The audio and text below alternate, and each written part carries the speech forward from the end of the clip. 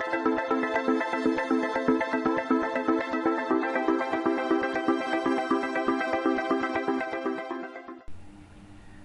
alaikum, this is Maria Arshad here and I welcome you to my YouTube channel Chemistry Phoenix. As we have started chapter number 1, that is basic concepts, and in the previous video we have discussed about isotopes. In this video we will discuss about relative abundance of isotopes, and we will also discuss that how we measure relative abundance of isotopes by means of mass spectrometry. So let's get started.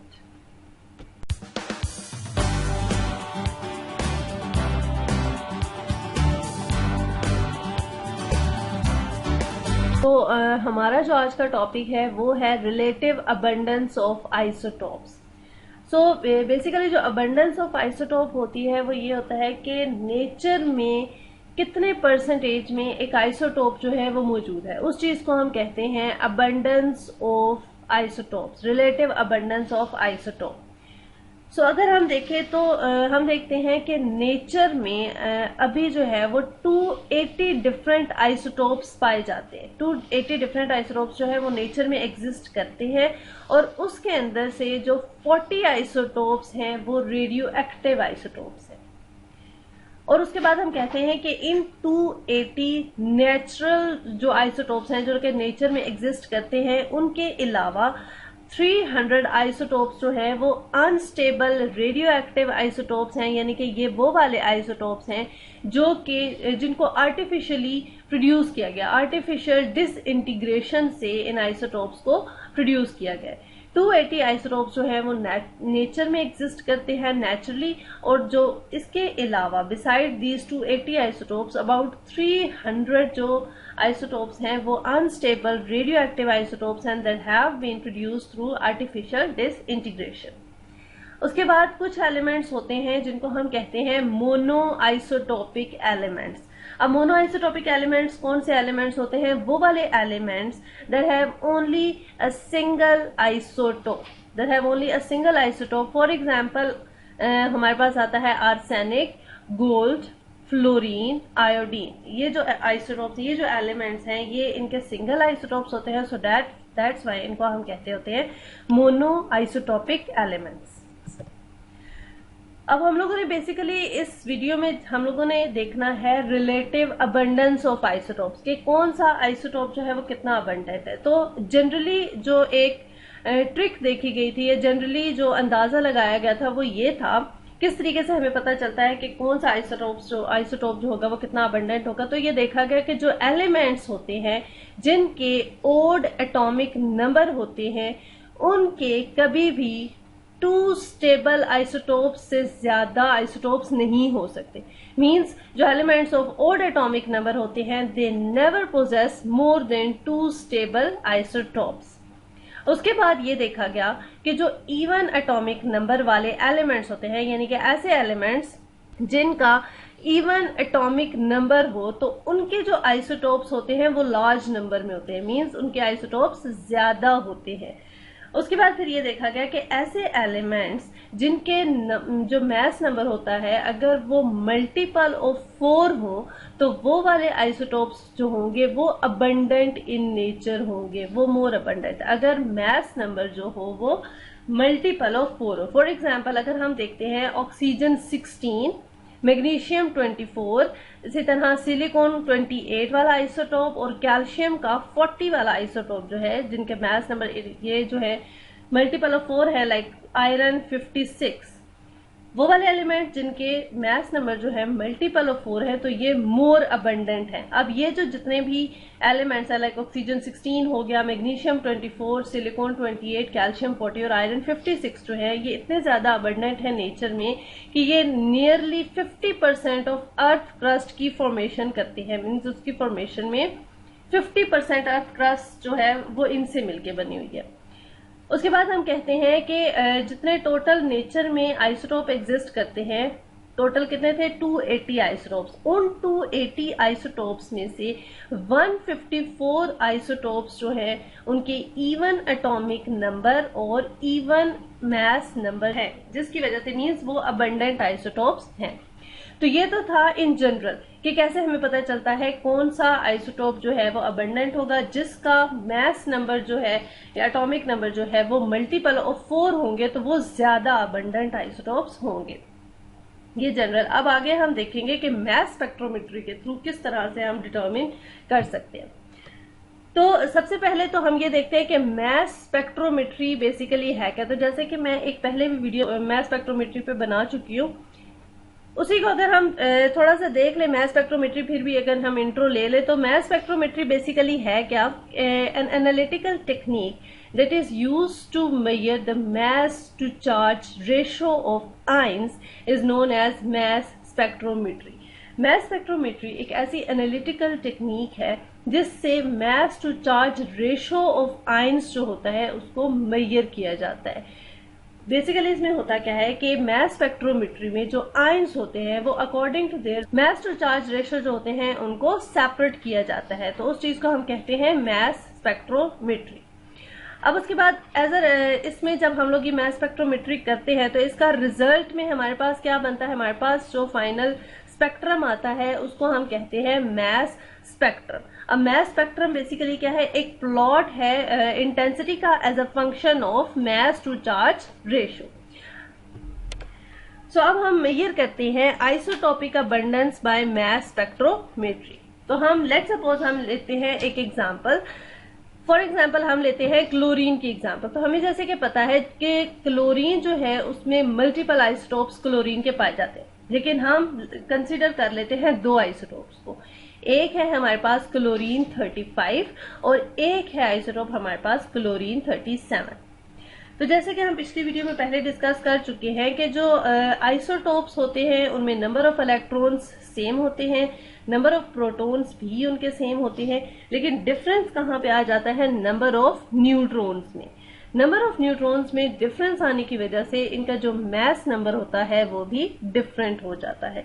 It means कि जो isotope होते हैं इनका mass number जो है वो different होता है। तो यहाँ पे हमारे पास ये क्लोरीन 35 का आइसोटोप दिखाया गया और ये जो है ये क्लोरीन 37 का आइसोटोप दिखाया गया।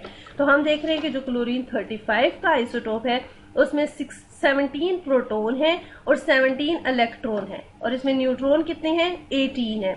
लेकिन जब हम क्लोरीन 37 का आइसोटोप देखें तो इसमें 17 प्रोटॉन्स हैं, 17 इलेक्ट्रॉन्स हैं, लेकिन इसमें नंबर ऑफ न्यूट्रॉन्स कितने हैं, 20 नंबर ऑफ न्यूट्रॉन्स हैं।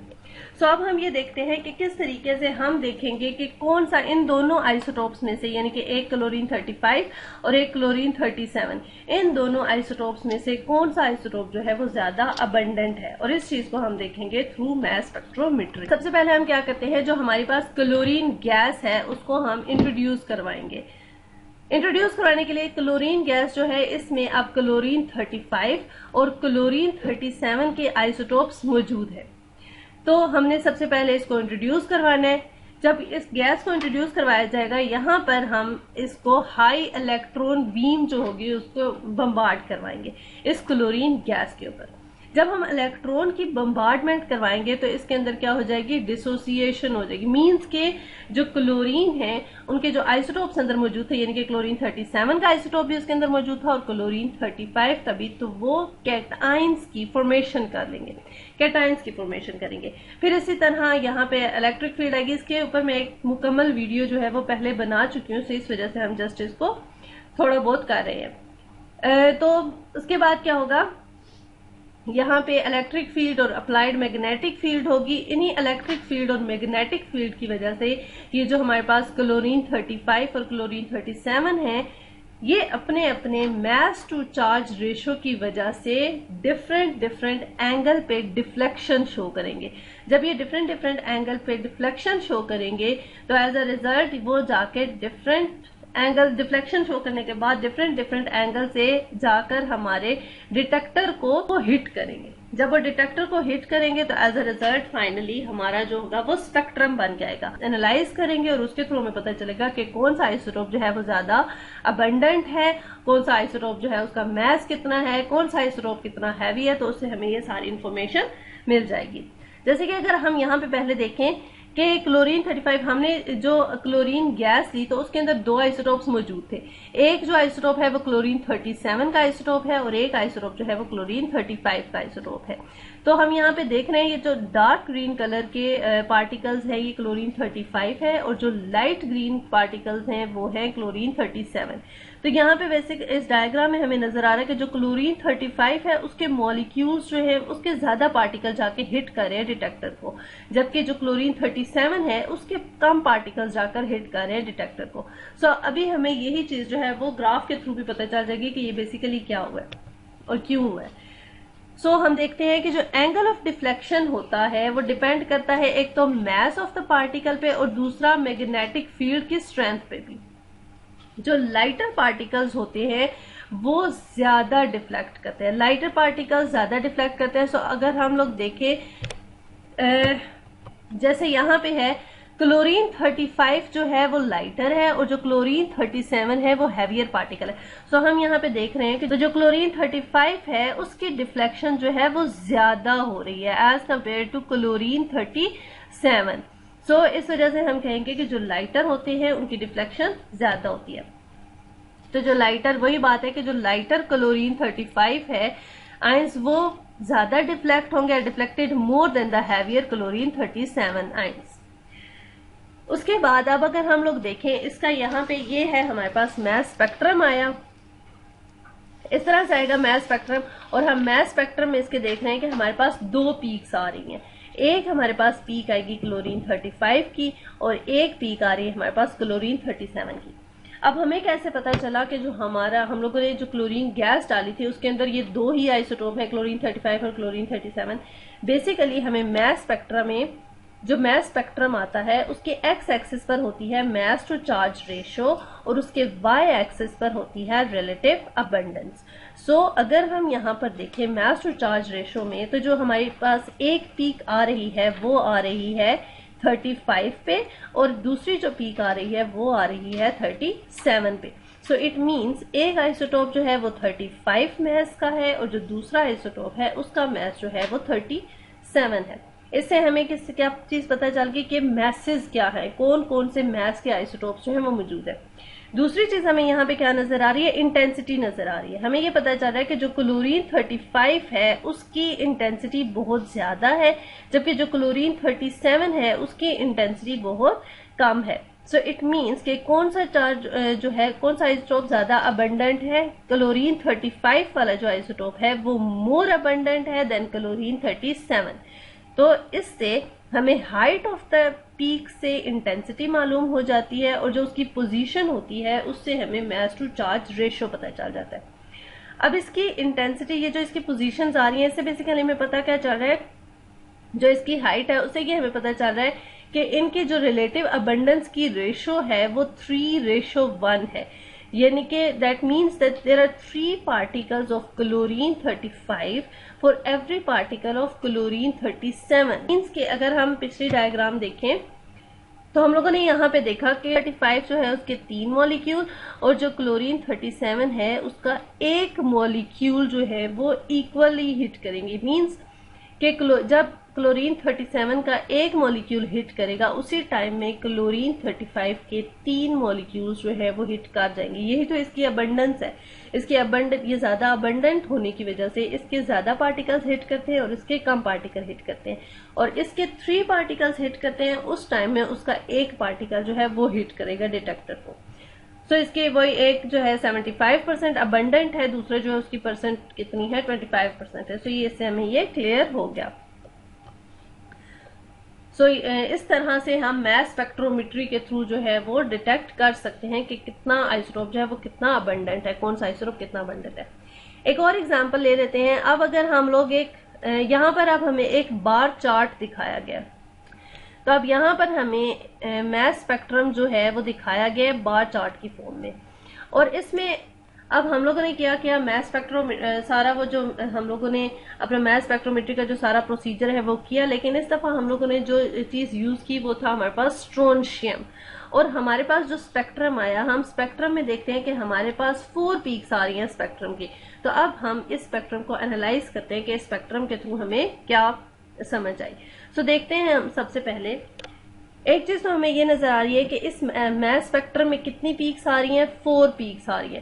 4 पीक्स आने का मतलब ये है कि इसके कितने नंबर ऑफ आइसोटोप्स हैं, 4 आइसोटोप्स हैं। इट मीन्स के स्ट्रोंशियम के आइसोटोप्स कितने, 4 आइसोटोप्स हैं। अब हमें ये देखना है कि उन आइसोटोप्स के क्या क्या मैसेज हैं, तो वो हमें किस चीज से पता चलेगा, जैसे मैंने बताया था कि जो एक्स एक्सिस होता है वहां पर mass to charge ratio of isotopes होती है वो देखी जाती है। सो अब अगर हम यहाँ पर देखें, एक जो इसकी पीक आ रही है वो 84 नंबर पे आ रही है, दूसरी जो इसकी पीक आ रही है वो 86 पे आ रही है, एक 87 पे और एक 88 पे आ रही है। इट मीन्स कि जो इसके 4 आइसोटोप्स हैं, एक आइसोटोप जो है वो है स्ट्रोंशियम 84, उसका मास 84 है। जो दूसरा आइसोटोप है वो है स्ट्रोंशियम 86, तीसरा आइसोटोप जो है वो है स्ट्रोंशियम 87 और जो फोर्थ वाला आइसोटोप है वो है स्ट्रोंशियम 88। तो इससे हमें इनके मास का पता चल गया। अब दूसरी चीज हम ये देखते हैं कि कौन सा आइसोटोप जो है वो कितना अबंडेंट है, तो वो हमें किस चीज से पता चलना है, इनकी हाइट से।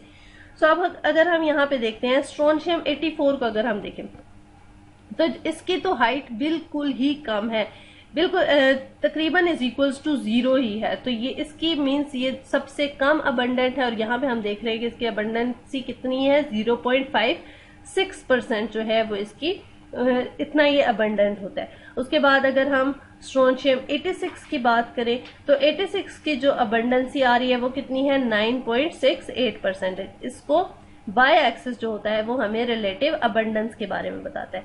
इसी तरह अब अगर हम स्ट्रोंशियम 87 की बात करें तो ये कितना अबंडेंट है, 7% अबंडेंट है। और हम देख रहे हैं कि जो सबसे हाईएस्ट पीक आ रही है वो आ रही है स्ट्रोंशियम 88 की, और ये कितना इंटेंस है, ये तकरीबन 82.58%, यहां से स्टार्ट होगा 82 से, 82.58% जो है वो इसकी रिलेटिव अबंडेंस है। सो इट मीन्स इस ग्राफ से हमें ये पता चला कि स्ट्रोंशियम के 4 आइसोटोप्स हैं। फिर हमें ये पता चला कि उनके मैसेज क्या क्या है, 84, 86, 87 और 88। और उसके बाद जो इंटेंसिटी है यानी कि जो हाइट ऑफ द पीक है उससे हमें ये पता चला कि कौन सा आइसोटोप जो है वो कितना अबंडेंट है। और इससे हमें पता चला कि स्ट्रोंशियम 88 का जो आइसोटोप है वो सबसे ज्यादा अबंडेंट है, उसकी रिलेटिव अबंडेंस जो है वो सबसे ज्यादा है, दैट इज 82.58% है।